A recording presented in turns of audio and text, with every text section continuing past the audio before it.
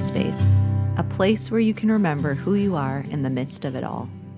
This podcast gives moms of all stages a voice to share their experiences and the truth that there is no right way to mom. Without my hands for support this time.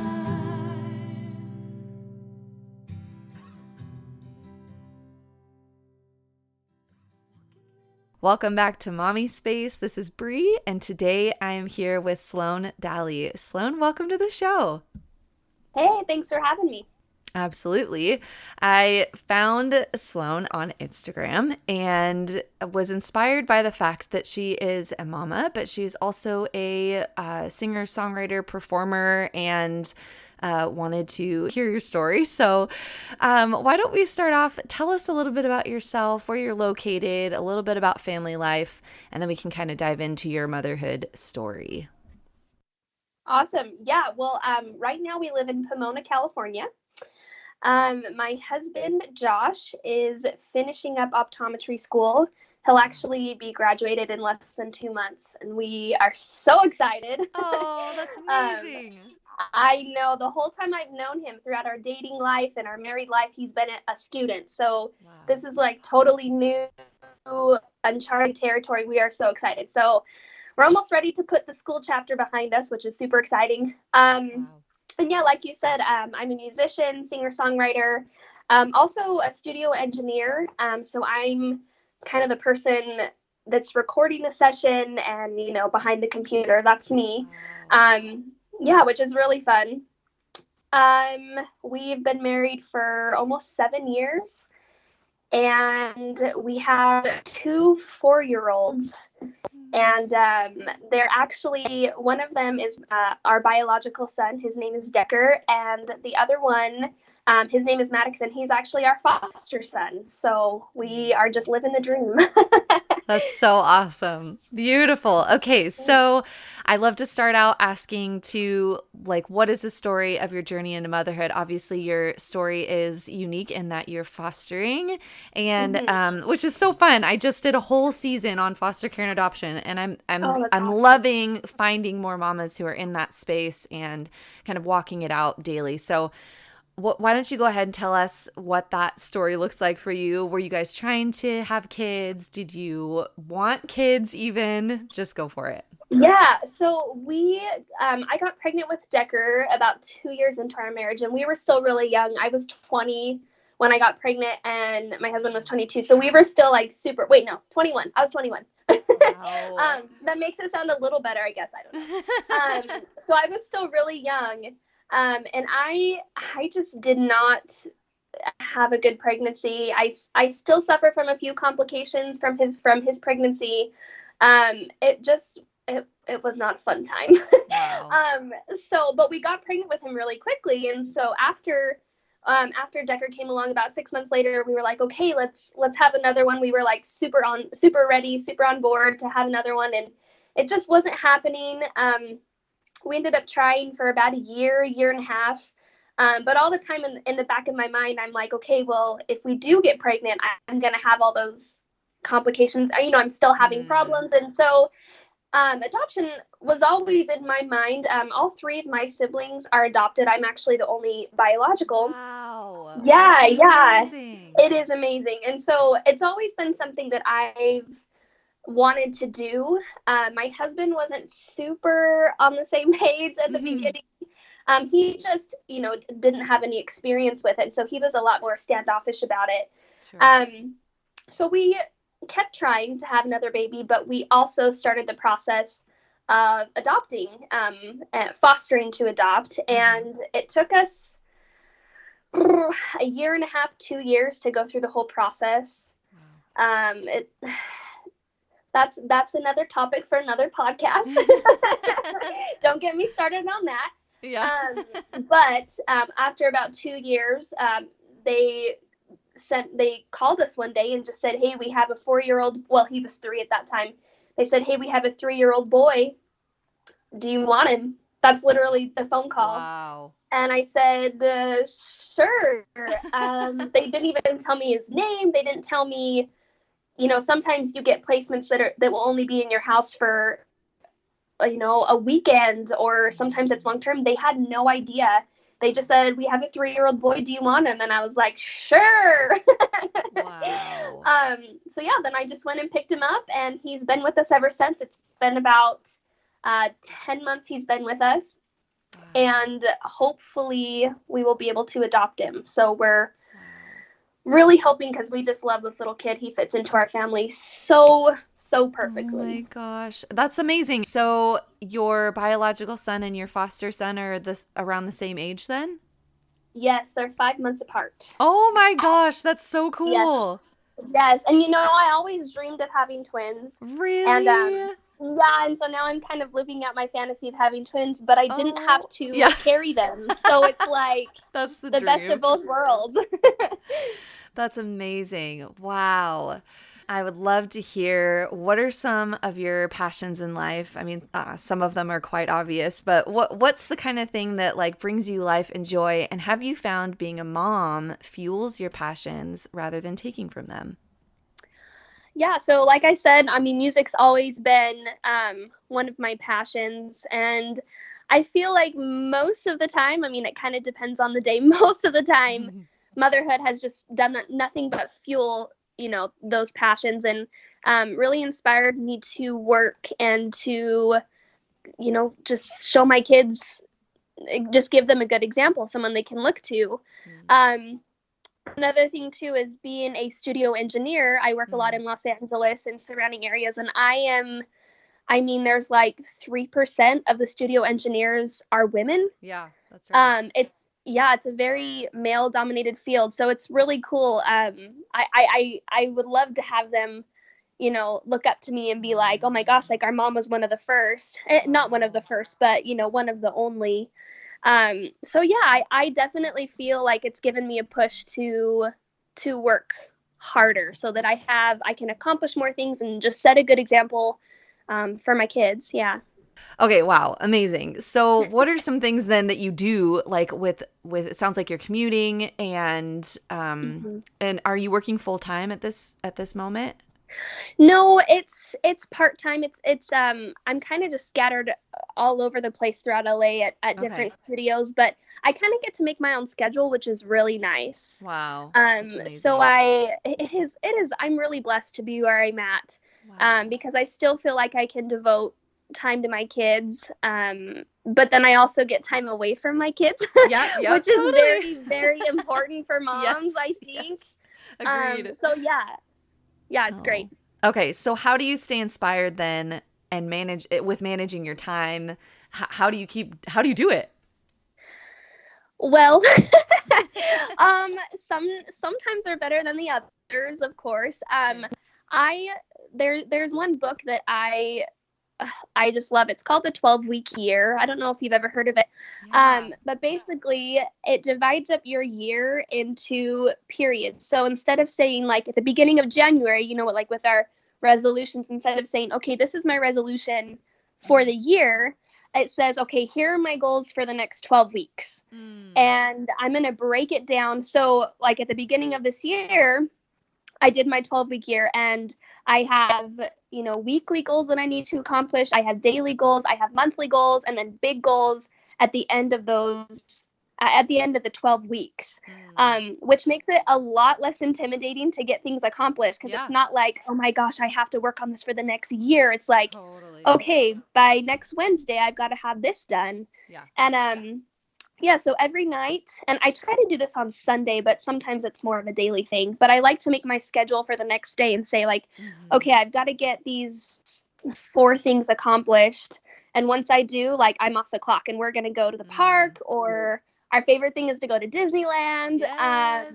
I know, I'm like, we're all obsessed with Disneyland. So fun. But yeah, so as soon as I accomplish those things, and my kids even have them too. So like they'll have their own little chores that they have to accomplish. And sometimes it's like we read a book together, or, I don't know, they have to clean their room. And this is like, let's be real, this is best case scenario. I'm not always this put together. This is like what I aim for. So does it always happen? Like, no, I'm maybe like 60% of the time it happens. But this is what I strive for. And having those plans, it really it makes me feel better about working and being away from my kids, because then I know when I'm with my kids, I'm with my kids. That's so good. If that makes sense. Yeah. Yeah, totally. I love that. I was like looking up the book right now. I think I might have to get that one. It's It sounds so so good. good. It's so good. Yeah. Cool. Okay, so how would you say you take care of your heart in the midst of being a mom and, pursuing your passions and working? What are some things that you do just to take care of you? Well, I really think self-care is so huge. And as moms, a lot of the time we don't give ourselves, we're so worried about caring for our kids or for our husbands or our friends that we don't, take time to really give ourselves the care that we need. So I'm like all for self-care, and I've actually gotten pretty good at it. And Nice. it's kind of cool to say that, because it's something that has really been hard. But I think you just need to listen to your body and listen to what your body is telling you. Sometimes for me, I'm just so stressed out with being around people and being around my kids, then I need some quiet time, whether that's, getting a sitter and just taking myself to lunch, or if I can't do that, my closet is like my safe space, because my kids know not to bother me there. And sometimes I'll just go in my closet and I'll meditate, or I'll say a prayer, or I'll just, even play on my phone for a few minutes because I just need to get away. Just finding a place you can escape, even if it's only for a few minutes. Like if you don't have time to escape for the whole day or for hours, just figuring out a place in your house that's dedicated to quiet and escaping. All of that's really helped. And also working out. That's something that I love to do, and I think it helps so much. Yes, that's so good. I know I always am like, why can't I just live in a city where you walk everywhere or bike everywhere? Because it's so true. Like that stuff totally makes difference. Well, exercise, moving your body and everything, but yeah, do what you got to do. I love it. Yeah, exactly. Okay, so have you experienced mom guilt? And if so, what are some things that you do to overcome it? I think we all have experienced mom guilt. I think that's just something this is something that I'm working on all the time, because I am really bad at comparing other kids to my kids, or vice versa. And I see so many times moms will post on Facebook, on Instagram, they're like, oh, my 2-year-old like knows how to spell her name. And I'm like, well, my kid just went and flushed my phone down the toilet. So how are we doing? Like, that's so funny. And it's so dangerous, because I mean, we could break that down and see why that's absurd to compare your kids, because they're like us. I mean, they all have different interests. And I mean, like right now, for example, both my 4-year-olds, one of them is really good at spelling and loves it, and wants, asks me literally, oh my gosh, 50 times a day how to spell things, which is great. Sometimes annoying, but so great, right? And my other 4-year-old has no interest. Like if I try to spell his name, he'll get mad. Like he just doesn't care. And sometimes I'm like, oh man, he's like not where he needs to be. Like I need to work harder at this. But at the same time, like it's just, he doesn't care. And there will come a day when all of a sudden he'll be like, I need to know how to spell things. And so yeah, I think comparing our kids to other kids is just, for me, it's when I feel, I start to feel guilty that my kids aren't reaching up or, doing the same things that those kids are doing. But our kids are all different, and they're all going to be just fine. Yep. Our kids are all going to be great. Amen to that. That's so good. I know. And I think it was you. We were talking about whether or not to have your kids on a leash at Disneyland. Oh yeah. Or something. Yeah. And I've actually had this conversation with my best friend. We've talked a lot about it. And she gets a lot, because she has her son on a leash when we go to Disneyland. And she gets so many weird looks. And, kind of the judgy looks. And she's like, but you don't realize that if I took this leash off of my kid, he would literally be like in rivers of America swimming like right now. Like it's for my kid's own safety. And right. And it's true. Like she knows her kid the best. She knows what her kid's going to do better than the people that are judging. And we all know our kids the best. You just do what's right for your kid. That's so good. I know I often find myself like if I ever get into that comparison mode, or I'm feeling, or I'm being the one who's judgy, like oftentimes it's a reflection Uh-huh. of like what I'm feeling insecure about, or as a mom, or like I'm Oh not yeah. doing enough. So then it's just easier to like switch the blame or switch the focus to somebody else. And yeah, like I agree with you in regards to the self-care stuff. Like I think that plays so much into the whole picture, right? Like if I'm taking care of myself, then it's Oh going to be yeah, easier for me absolutely. to like give myself grace in the whole mothering process, and so on and so on and so on. So yeah, I'm all about that. Absolutely. Yeah. Oh, okay. So Yeah. I love to talk about legacy, just because I feel like it's such an important thing to talk about, because it helps us live in the present and knowing essentially, right? Like setting a goal for the end game or whatever. But what do you think about when you hear the word legacy, and Yeah. what is it that you want to leave for your kids?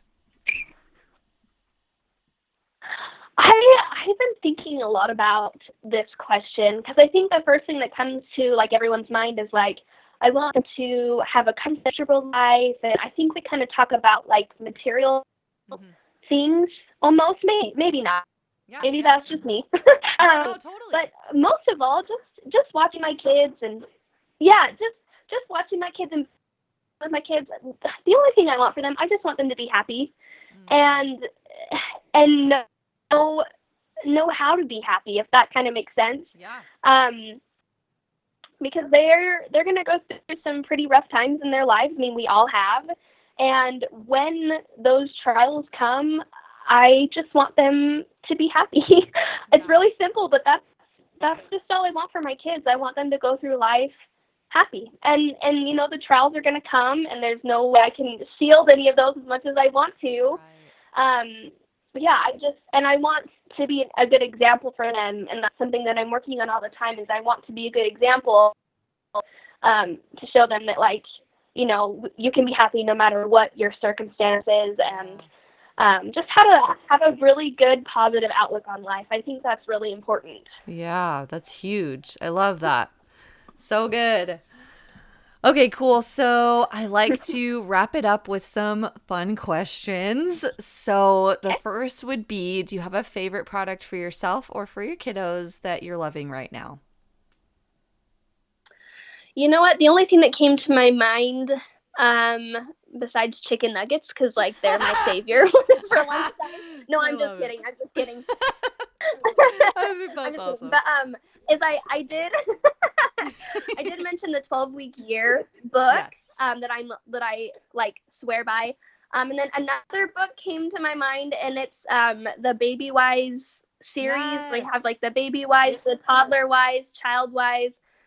Oh my gosh, those books are so good. Yeah. Um, they just answer questions about sleep training and what to do if you have picky toddlers, which I think we all kind of do. And Yeah. um, I swear by those. Like I keep those in a very special place in my Yeah. house because they're like precious to me. But yeah, that's what I was thinking as far as products. I think those are amazing things. I'm with you on that. I actually need to update my library with a couple of those because I started out with them, and then yeah, I need to go back and get some more. That's awesome. Yeah, I think they're the best out of all of the like parenting Yeah. books that I have read or have been gifted to me. I think those are my favorite. They're just straightforward, simple, easy, and they're awesome. So good. Okay, so do you guys have a favorite family tradition, holiday tradition? Have you guys started anything like that? Basically, all of our traditions for holidays, birthdays, anything revolves around theme parks. we we are obsessed with pretty much every theme park. In fact, my 4-year-old Decker, my biological, he's like legit obsessed with Disneyland to where it's almost like a problem. Like he'll go introduce himself to a stranger and be like, "Hi, my name is Decker, and I am tall enough for Matterhorn."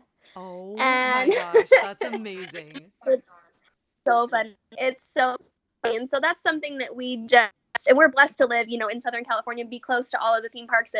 And so we kind of rotate, which ones we'll get passes for. But it's just been a really a really cool thing to with our family, and they've kind of been raised in theme parks, and it's been awesome. In fact, the day after we got Maddox, our apartment complex called and said that they had to kick us out because they were going to do, I don't know, bugs. They were going to spray the kitchen. I don't know, something needed to be out of the house for. And we're like, what are we going to do all day with like a brand new kid? And so we just packed up and went to Six Flags for the day, and we're like, well, welcome to the family, bud. Oh my gosh, that's so cool. What a great introduction into the family. I know, right? So he was pretty overwhelmed, but he did really good. But I think he was like, what is happening? Oh, that's but so it was cool good. Though. I love That's what we love to do. Yeah. Awesome. And then what is one piece of advice you would give to a new mom or somebody who's going through the foster care journey? I would love to tell every mom or someone who's going through the system or the process that they're always doing better than they think they are as a mom. Unfortunately, we're so good at being mean to ourselves and being, picking out all the little things that we do wrong. But seeing, going through this adoption process and the foster care process, I can't even explain to you guys how important it is to just be there with your kids. Like the fact that, you make them food whenever they're hungry and you tuck them in it. More importantly, the fact that they know that you're going to be there tomorrow and the next day and a year from now and 5 years from now. The fact that they know that, I think we all take that for granted as mothers. I think we're all worried about like, oh my gosh, well, I didn't, I don't know, dumb things that we beat ourselves up over. Yeah, exactly. But the fact that we're just there all the time for our kids, and, they don't have any needs. A lot of their wants are even met. I think that's something that we need to really pat ourselves on the back for, because there are a lot of kids that don't have that. Unfortunately, I know our foster son did not have that. Wow. And seeing a change in his life, now he can just be a kid and not have to worry about, okay, where is my next meal going to come from? Or am I going to be alone all day today? Like, he's gotten rid of those fears. You can tell just, by the look on his face that he knows, you know what? I think tomorrow when I wake up, I'm going to get breakfast. Oh my gosh. And Decker's going to be here to play with, and I'm going to have a mom, and they're going to be here tomorrow. And I think that's something that we all need to pat ourselves on the back for, because we do so much better than we think we do. Wow. That's amazing. I have like chills. That's, I wish I want to hear more of your story with like foster care and everything. But yeah, I love that perspective, and I think that's so powerful. And yeah, I can like go on and on with that stuff. But well, where can we find you? Where can we find you on social media? I know that you play out a lot. When's your next show? Like, tell us all your good stuff. Yeah, so my Instagram handle is at Sloan Dalley Music. And that's Instagram. That's where I post the most, and I post all of my shows. I play like 3 times a week.